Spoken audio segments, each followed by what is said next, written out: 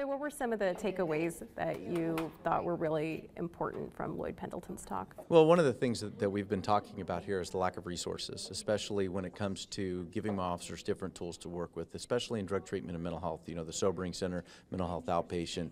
But this is a way to, start with a roof, then go to the treatment, then go to the, hopefully, education that leads to a vocation that leads to a job. So it's not much different than the plan that we have set forth for the rehabilitation side for the criminal justice system, starting with a house, then go to treatment, and go down the road. So I think there's a lot there, but I think that what we really need in Shasta County is to start building the pieces and the blocks for that, and that's mental health capacity and drug treatment capacity in this county that's very, very lacking for our officers.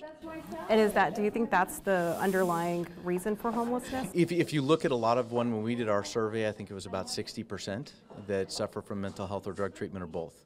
So increasing that capacity so that we can have interventions for mental health and drug treatment is huge for starting this process in Shasta County. So do you think a housing first model could work to address even those issues? Yeah, I think it could, but there's other capacities that we're lacking that would have to be built up with the housing first models for, I think, it to be successful here, because he's putting them into housing and supplying the case management and treatment for that, and the treatment is where we're still lacking too. So I think it's a combination of growing all three. Mm-hmm. And so what was your reaction when Lloyd Pendleton said, please don't criminalize homeless behavior?